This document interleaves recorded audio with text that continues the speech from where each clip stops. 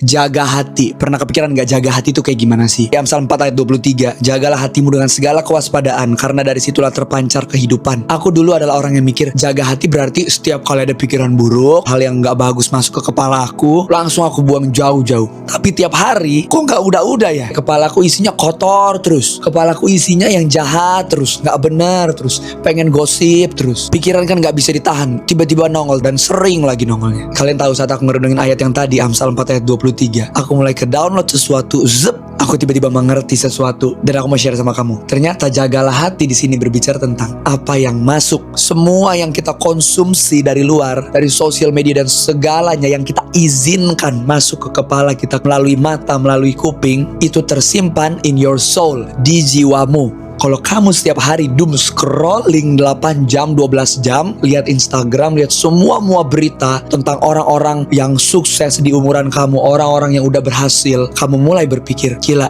dia di umur segini udah berhasil, gua kok gak jadi apa-apa ya? Come on, see? Kamu izinkan berita-berita negatif masuk, di mana ada penyakit baru, berita-berita menakutkan yang terjadi. No wonder, gak usah heran kamu orangnya jadi ketakutan, gak usah heran kamu orangnya gampang anxiety, pikirannya buruk terus, ngerasa gak bisa apa-apa. Ya iyalah, kamu tiap hari lihat orang yang ngelakuin hal-hal yang luar biasa dan kamu mulai banding-bandingin itu sama diri kamu. Itu karena kamu gak jaga hatimu dalam segala kewaspadaan.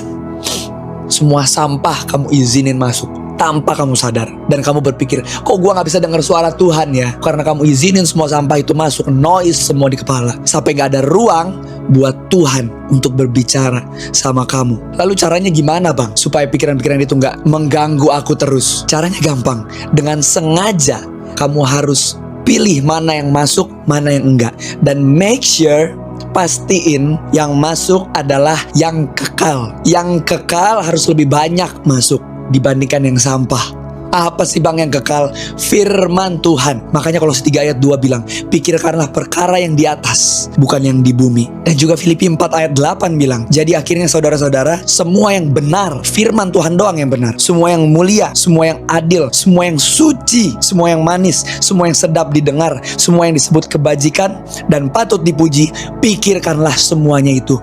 Karena apa yang kamu izinkan masuk, itu berpengaruh di dalam kehidupanmu. Semakin kamu penuh dengan firman Tuhan, semakin kamu penuh dengan damai, sejahtera, dan sukacita. Tapi semakin kamu penuhi dengan sampah, semakin banyak pikiran kotor, pikiran yang negatif, pikiran yang gak membangun. Jadi kamu bisa pilih, kamu mau penuhin diri kamu dengan apa? Tapi aku saranin, penuhin hidupmu dengan firman Tuhan.